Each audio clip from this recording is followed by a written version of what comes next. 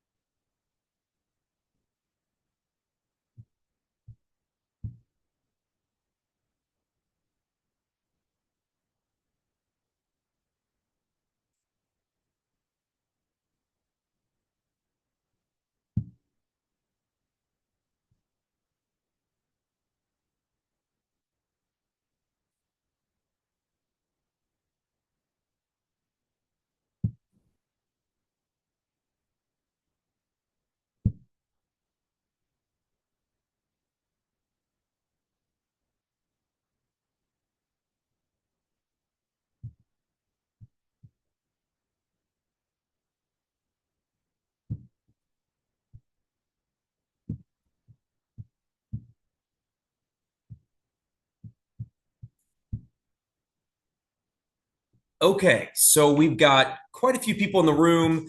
I do not want to waste any time. My name is Brad Newsom. I am a program director here at the National Institutes of Health in the US and work very closely with many of the various programs associated across the DSI Africa network as both a program officer and leader of all of our research programs. I'm so happy that we have such a great turnout for today, not only in this session, but then across the board with so many different people and organizations represented. Would love to just jump in. We have three different presenters today, especially in this networking session round two, focused around private sectors, NGOs, and AI labs. We're jumping first in to a presentation from FairConnect, presenter from Hatim Haddad. Hatim, over to you. I'm making sure that everything is good on this side. Okay, hello. Thanks, Brad. So yeah, it's Moaz presenting the FairConnect. Okay, well, It's okay. So share and start. Or how does work? Can share my screen. So I can share my screen. So yeah, you should be able to share your screen. Otherwise, Wisdom, can you help? Let me check that with you.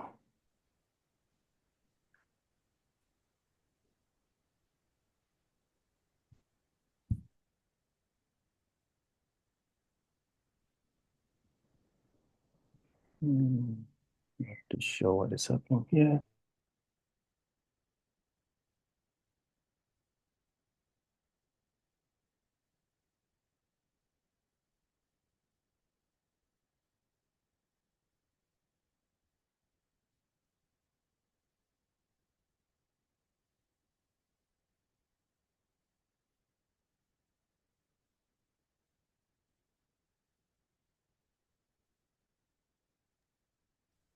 I'm just seeking assistance from Francis. So just give me a few minutes. okay. Thanks so much for your patience, everyone, while we get everything set up on this end.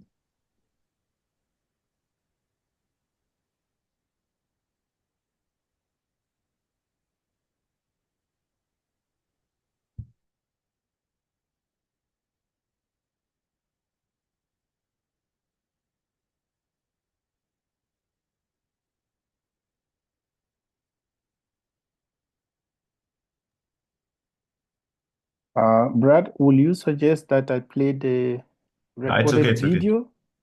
I think there's no video. There's no pre-recorded. It's okay. Yeah, it has to be live. No, I mean the next one. It's okay. All right. Oh, the next I think you see my screen right now. All right. There So it is. Great. Okay. Yeah. Over to you.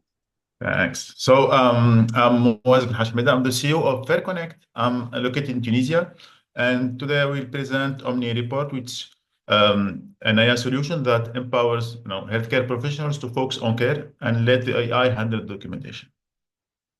So many a consultation time, it's around 6 minutes. Okay, it depends on the case and the doctor, but the administrative burden is too much. So 37% of physicians, they say that the documentation time, writing reports and medical notes takes 37% of their time. So it's too much. Another problem is the waiting time. So I think that all of us experienced waiting for long lines for the doctor. So 20% of patients change the doctor. 30% they walk out of an appointment. They have other duties. So how can we solve this problem? What we propose to use the AI to automate the medical notes. So like you see here, after a consultation, what we want to do is to automatically create this medical note. So how we are able to do it? Let's say we have this consultation between the doctor and the patient. We do the audio recording, so it can be on the doctor cabinet. It can be online, and we do the recordings. We have some AI models that we run as agents, and these models will first transcribe the recording, so from the voice to the text, and then another model is able to create the medical notes. It's like a summary, but it's organized for the medical information system. So what we propose with Omni Report, we streamline the medical documentation process. We will reduce the patient waiting time, and since this boring reporting will be automated by the AI, we can assure the quality of the reportings. For sure, doctors are able also to edit and improve the quality of the medical notes. So then, the transcription and also the medical notes will be stored on medical health systems. And what we do, we are an impact startup, so we look to enhance such a solution for underrepresented languages and dialects like African and Middle East languages and dialects. And also we offer a translation, so if the consultation is not in English, or we can translate it. Why we are looking for the health market? Because the digital health market, it's very growing. Like you see on the left, so it's billions of US dollars, but by region, for sure, North America is the most important market, but Middle East and Africa, it's 5%, but it's a good, let's say, relatively, it's a good market. Our, let's say, revenue model, so we have some basic offer, so it's around 1,000 hours. It's just a transcription without medical notes, but we offer the speaker labeling. It means that we label the text by doctor or patient. For the business offer, we add the medical notes generation. So you have the report, and also we add the timestamps. Means that you can for a sentence, let's say at 1 minute and 3 seconds, you can find it and see what's happening. And for sure, for enterprise, we will discuss the price with the customer. So regarding the competitive landscape, there is a lot of, let's say, some concurrents. The most advanced one is Omni Report. The others are like in middle way, but what we are good at is especially transcriptions and the medical notes, but we support more languages, especially for like Arabic and also Swahili, and let's say we have let's say a better price compared to the others. So, our key partners are especially NGOs, digital health startups, and we're also discussing with some clinics and healthcare practitioners. For our market, we have two targets: the Gulf countries because they are more advanced, and they have the infrastructure, and also the African countries. What we have as a resource, we have IT infrastructure, we have engineering staff, and also R&D staff. So the main activities is the audio transcription. It means that we transform the audio to text. We create or generate the reports with generative AI, and there is also what is called medical coding. It means that for a disease or a drug, you have the code that you can also generate. Our sales channels, mainly the NGOs, and also we offer the white labeling. It means that if someone needs our product, we can just offer the API and they can sell it in our place. Our team, so it makes us really strong. So I'm engineer and PhD in computer science and specialized in AI. I have also on my team, I have a fundraiser who had a long experience in fundraising. We have a doctor who is a family specialist and helping us to assess the quality of our reportings. And you have a business developer who's looking for to develop our business. So we are parts of the NVIDIA program, also the SDG goals, and we have also other partners. Especially, we are working on a pilot project with Snark Health, which is a startup in Kenya working on. So they are also doing some experiments with us. So thank you. Thanks so much. Great presentation. And I'm sure that there are some questions. Let's see if there's any in the chat. Please feel free to put questions in the chat or to either raise your hand or speak up.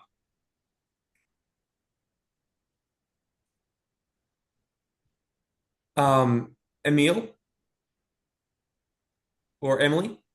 Thanks very much. Yeah, that's good interpretation. Can you hear me? Yes, I can.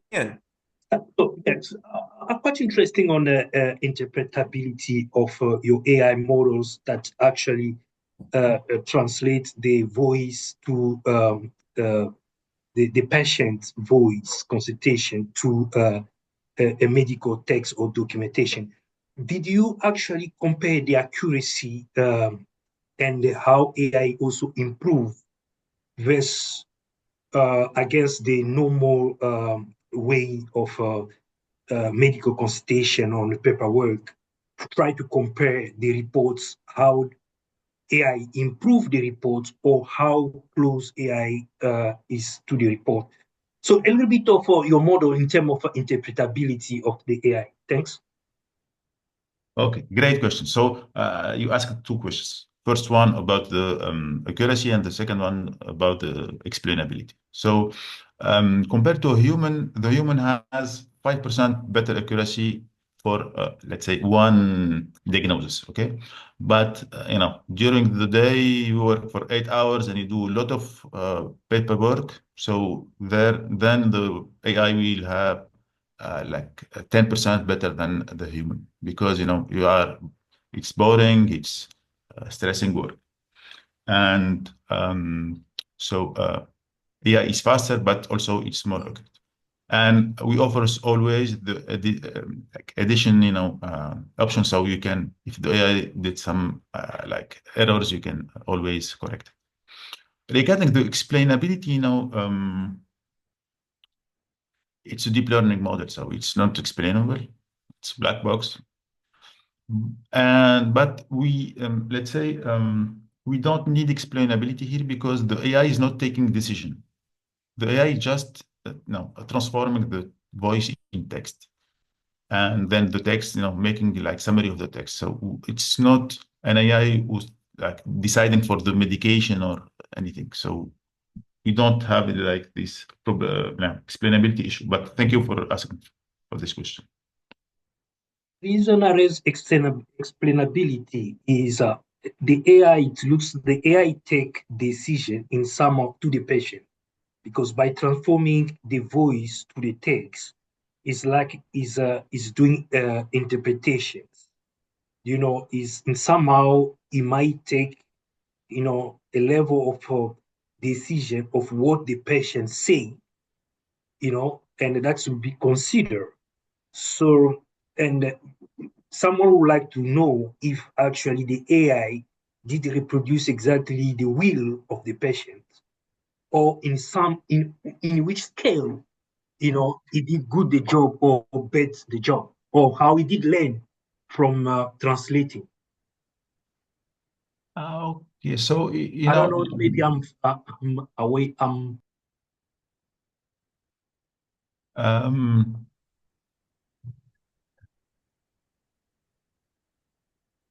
Let's say okay.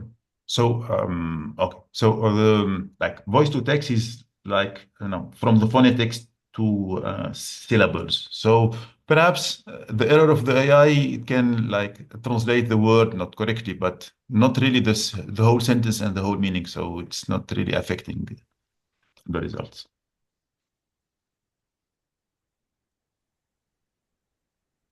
Okay, thanks so much, Moez. Really appreciate your presentation. And remember, you can keep putting any questions in the chat as would be beneficial to you all. Perhaps Moez can keep answering some of those off in the chat while we move on to our next presentation. And again, this is meant to be a forum to learn about new opportunities for partnership, for collaboration, for pulling together a lot of people on this call that may be interested in what partnership could look like. So I encourage you not only to follow up on the chat, but then also to follow up offline. A lot of this information has been provided to you for other connections to these presenters. Next up, we're moving on to Kuyesera AI Lab. And I assume that Amelia Taylor is presenting, not positive, but in the meantime, we're pulling up some information. Wisdom, over to you.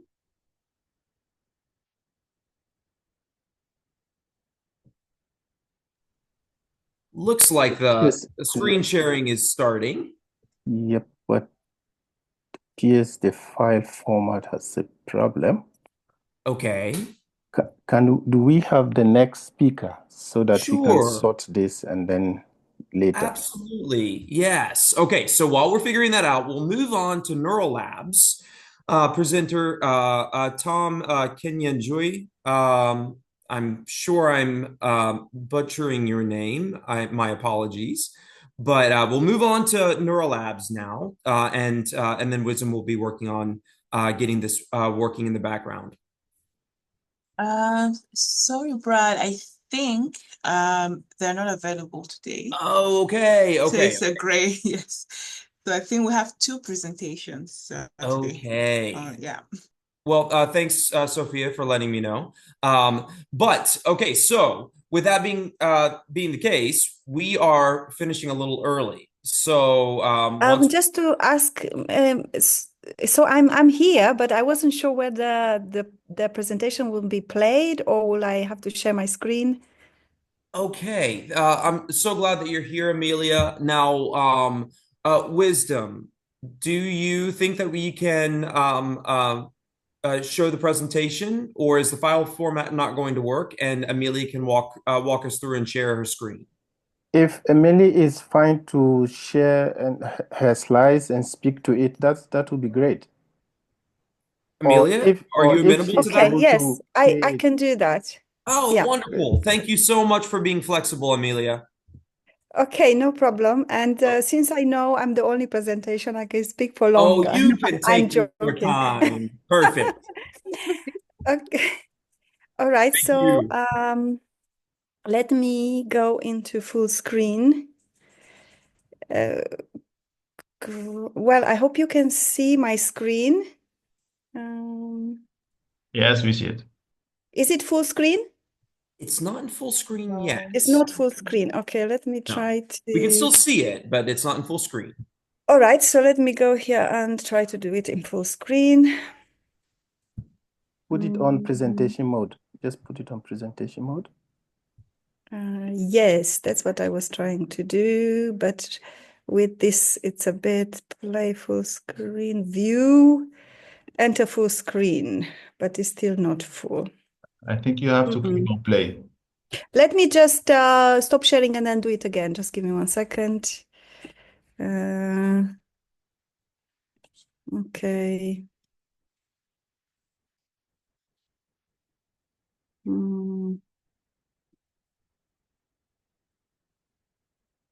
Yeah, okay, great. So let me do it again. Just give me 1 second. I think I'll just share my whole screen, then at least we know that that's going to work. Okay, and I'm going to play it. All right, so thank you for the invitation to speak at the DSI Africa Networking Exchange. So I'm going to present some of the work that we have been engaging in Malawi for the last about 3 or 4 years. So the name Kuyesera means to experiment. It's a Chichewa name, and it means to test, to assess, to evaluate, to experiment, with the view that it might work or it might not work. So the aim of the group, the research group, is to experiment with AI solutions for tackling specific problems in Malawi, but not just in Malawi. And the lab is based at the Malawi University of Business and Applied Sciences. It has arisen from some of the research initiatives that I have been engaged in, including a project with APHRC in Kenya under the Inspire network. And that particular project was about data standardization and data harmonization for health. And the group is dynamic. So we have a core team, a core small team. And there are some people there in the image. So Ruth Velemu is a PhD student with the group, and she's looking at modeling the HIV care cascade for under 5. And then we have software developers, Gray and Chimwemwe in the picture, and we also focus on data. So basically, our lab is also a lab that focuses on software development for research. And I'm going to talk about some of the solutions that we have been working on. So our aim is to develop meaningful technological solution, conduct scalable and ethical research, publish and disseminate our findings, establish collaborations with other researchers, and developing data sets that can support innovation and research. So I have 3 charts, and the kind of underlying question behind these charts is Africa still an unknown continent?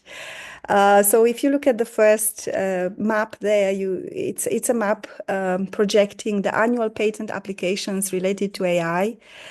And there's not a lot of numbers coming from Africa. It looks pretty empty there, with except of 2 countries, including South Africa. The last 2 charts show research publications in health. So I chose health because of the topic of today, but also is a domain where we have seen a lot of investment and a lot of funding has been allocated to health.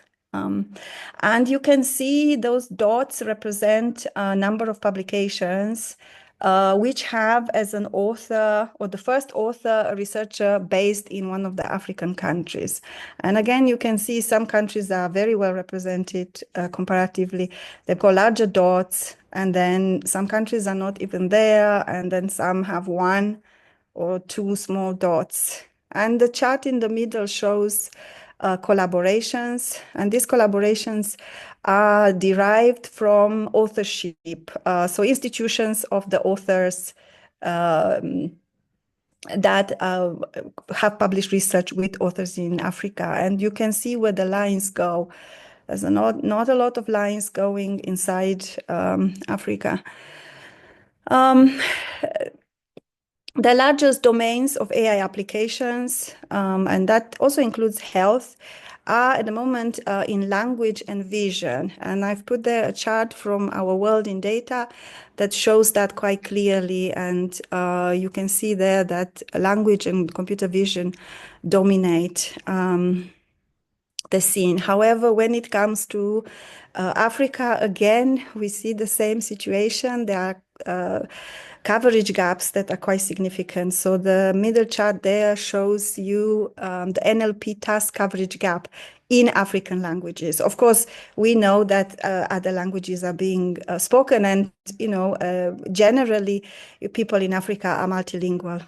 But we can see there machine translation, speech recognition, named entity recognitions, and so on. They still require a lot more good quality data sets for those kind of tools to work. And then the digital footprint, again, of these languages is relatively small when we compare that to English. So the next slides are going to take you through some of the projects that we have been working on that pertain to health and also languages at our research lab. So the first application that we have been working on is called IntelServe. This name comes from two words, intelligent surveillance.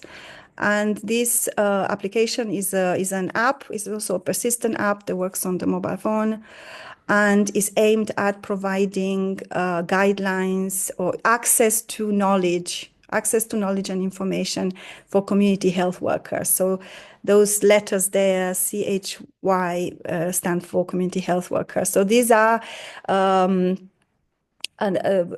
health workers that work in communities. So most of these work in rural clinics, and they haven't received the same training as a clinician. And there is a need to bridge that information gap so that they can be more efficient in talking to their patient and also addressing diseases.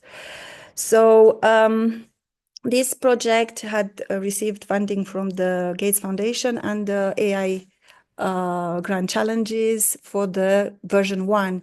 And we are currently have had interest from researchers in other countries, so we can expand some of the work we did here in Malawi in terms of the access to clinical and technical guidelines for disease surveillance to other countries.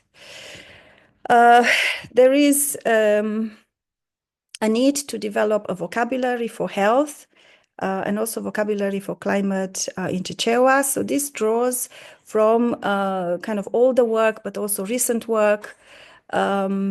And the purpose of this work is to understand how significant those language barriers are and how significant is the need to develop these tools in local languages. And like it happens with many languages, the vocabulary can be lost or the vocabulary can be weak if it's not utilized. So last year we did the research in health facilities in Malawi, and we looked at the issue of language barriers in the communication between practitioners and patients. And we noted a significant gap and a need for intensifying this kind of work. This is also work related to language, although this is more in the, let's say, fraud domain. So again, SMS fraud is significant in Malawi, but in many other African countries where mobile money has seen an explosive growth. But of course, these SMSs are written in local languages, and little work has been done to experiment and test and evaluate the usability of automatic methods like machine learning and so on for SMS classification. This project that I'm presenting now, it's a little bit different. So it was a project in which we learned a lot, but mainly the idea was to develop a data set, again, looking at that gap, in terms of evidence and data, of satellite images that can support the development of models for assessing damage. So this is damage caused by flash floods in urban areas in Malawi. So this data set contained pre and post disaster images, and it was labeled by our research lab in a way that can then be utilized. And we've used that for competitions to the wide community on Zindi.Africa. So we have developed over time some data sets that have been utilized for machine learning, automatic classification type of models, alongside some tools that are aiming at supporting research. So we piloted and showed the benefit of AI integrating in several domains. We believe through the things we saw that AI technologies and techniques have a role to play in creating economic and social good. But we are bringing two questions to this community. How can we advance from experimental AI to something that is well-funded and well-equipped? And the second question, how best to engage with other labs and also industry. And I'm just finishing now. The image there shows the diffusion of innovation kind of flow. And, where are we now in terms of the AI technology diffusion or adoption? And I'm highlighting there the characteristics. So really the characteristics that we highlight is relative advantage. So we want to show that AI can bring advantage to the existing way of doing things. And observability, just mentioning the last one, there has to be a means of observing how it works and what are the benefits. And we believe that the work that we did and experimenting with these solutions and demonstrating how they can be utilized, it's an important step. Thank you very much. Thanks so much, Amelia. That was a phenomenal presentation. Now, over to you all for questions. You can either put things in the chat. Let's see. Okay, so Moaz just put his information in the chat. You can either unmute yourself and ask questions directly to Amelia or put things in the chat. Up to you. Any questions?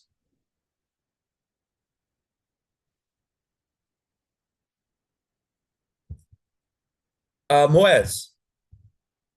Okay. Thank you, Amelia, for this great presentation.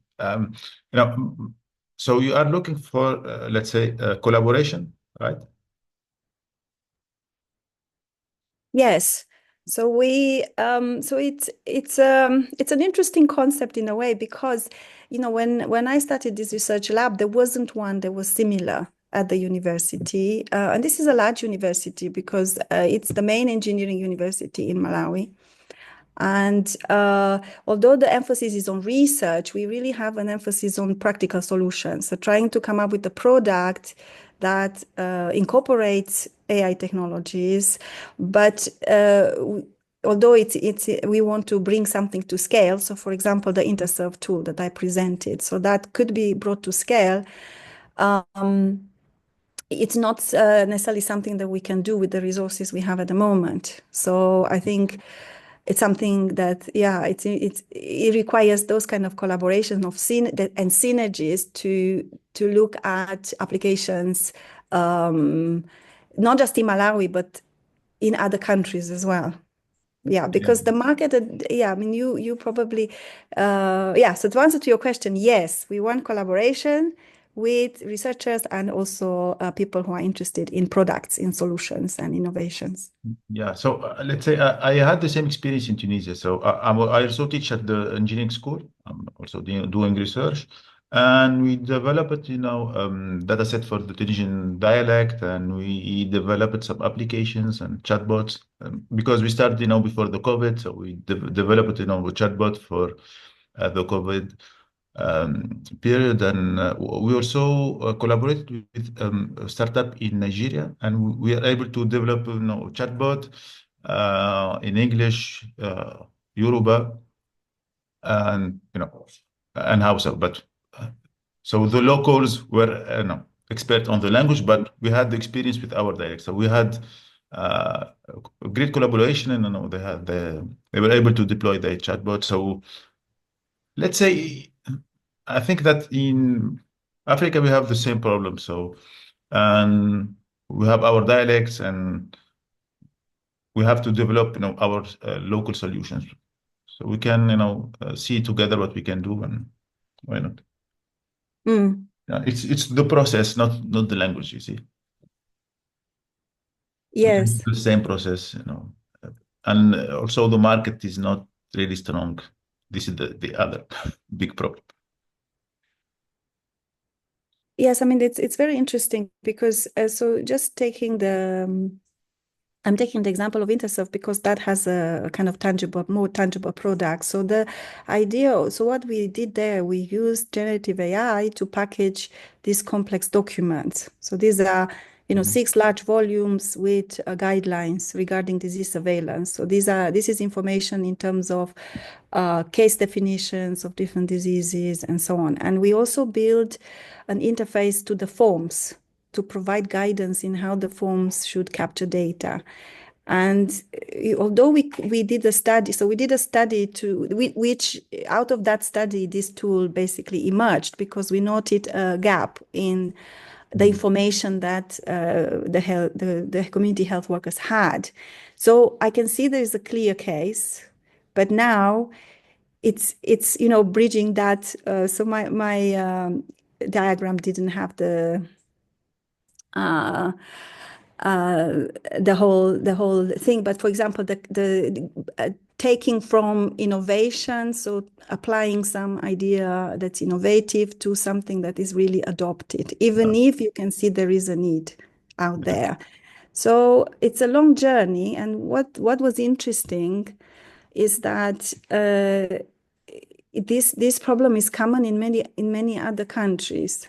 So it's not something that is just in Malawi. So there is this initiative, in other countries as well. How can we leverage this kind of technology to improve access to information, make better decisions, and so on? But to come up with an actual product that does that and is going to be used, it does require a lot more than having.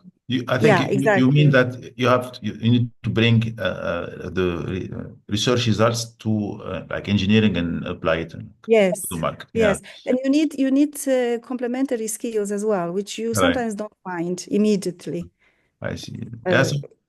Around you, right? And but then how to communicate with about your solution, and so this kind of initiative as the one today are quite good from that point of view. We can share experience because we did stuff like that, and we had you can develop things for banks, for insurance, for especially the telco company. They have the infrastructure and the data. So That would be great. Yeah. It sounds like there's already a burgeoning collaboration going on here. So glad that you all are able to talk. And then I know Moaz put his information in the chat. Amelia, I would encourage you to do the same thing so people can reach out to you as well. And you just did. Wonderful. Another question that came in the chat is from Jacob Layaki. And asking, could you tell us about your experience establishing an AI lab in Africa, and how could they work with you? Obviously, you've got your contact information there, but any of your experience setting up an AI lab in Africa?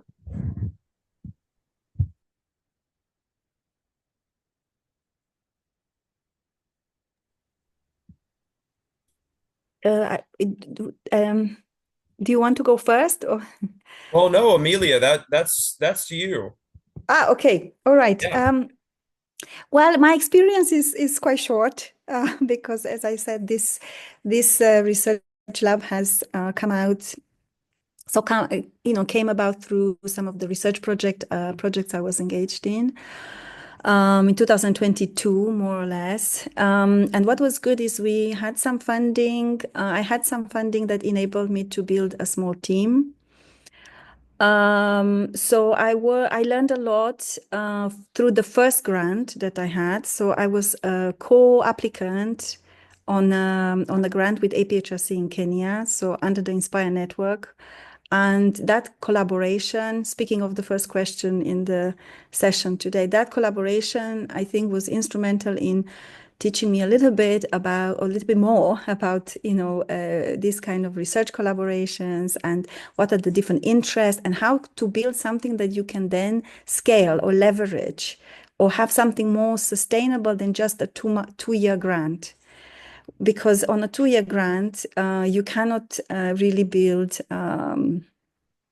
the kind of progress that you need. You need sustained, engagement in a field and also to build skills over time. So maybe that's just one to say that basically it was trying to leverage the opportunities that I had to establish a team. So looking beyond the research project as a one-off research project. And that thinking I applied also in terms of the kind of solutions we were trying to do. So for example, I tried to focus on things that can be reusable, like data sets. I was on purpose focusing on us developing a pipeline, something that can be replicable. Those data sets can then be extended later on. So apart from being useful in helping us building a tool, they can also be used later on. So that's maybe right. So that applies to all the data sets that you saw there. And I also, so the other thing is somebody was asking a question about the satellite images. So, because we focused, so how did that came about? Because you could see that it doesn't fit so well in the other health informatics projects we had. So a student from Malawi who was actually doing a master's in America wanted to do his internship, which was part of his program in Malawi. So he saw the work that we did. So he contacted us and said, can I do the internship with your organization? And in fact, this was the second case. So we had another intern before. So obviously there is a need for people to engage with, two researchers who are abroad. They are from the country, but they work abroad. So those engagements came from their initiative, and this student had a particular interest in disaster and risk management. And actually, he only had 6 weeks available. So he wanted to do something quite ambitious, but then, again, I applied the same principle, which I tried to have, is to work through a process that is structured, and also to have something that is ready. So I said to him, let's focus on developing a pipeline for a data set that can then be leveraged, and we can experiment with machine learning even after you finish that 6 weeks. And that was good because we had already something that we could apply for a competition or put it out there to the community for some initiative. And we wouldn't have had that if we didn't have, that kind of thinking. So, but to answer your question, it's not easy. Starting something like that, this is not easy, and sometimes you have second thoughts because you can think, well, I should just focus on my own research. You already have teaching, you already have a lot of things, students to supervise, and so on.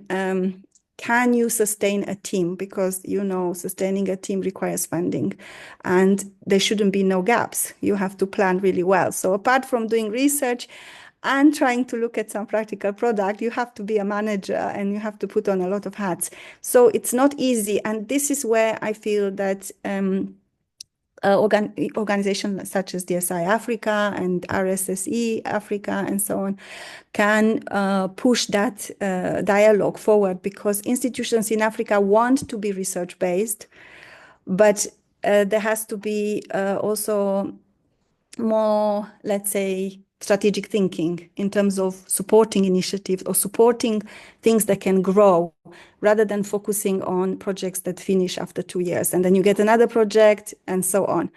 So I hope that answers the question. I did my best. Over to you.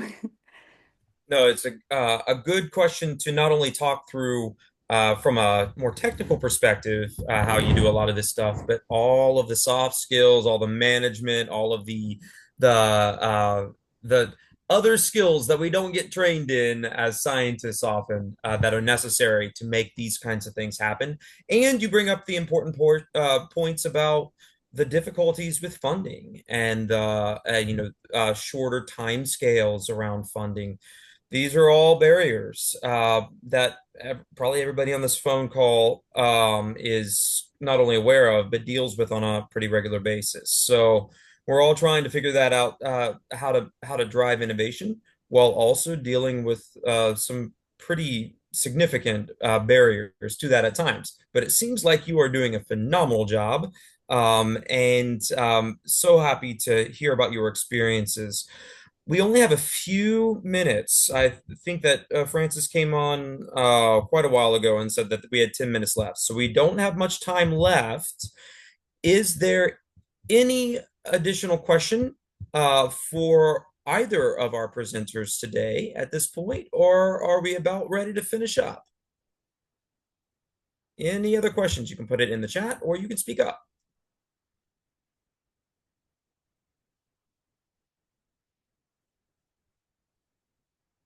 Sophia, anything from your perspective either?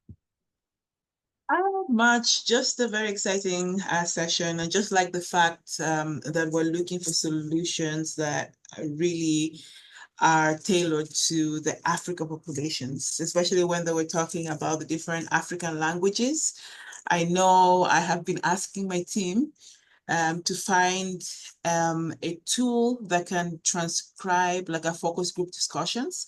And one of the challenges is we all have different accents. So these tools don't really pick the correct transcriptions, even if everybody speaks English. So I'm really excited to see the innovative approaches towards, combining AI and just tailoring everything to the African settings. So thank you. Back to you, Brad.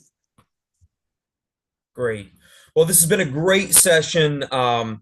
You are all free to move back to the main room at this point. But then remember, this chat is still open. You can keep talking with each other. I see some great conversation going on in the chat around sending publications, and Amelia, great to hear that you're publishing the data sheet and the full data set at the end of the week. So keep talking to each other, even as we move back to the main room.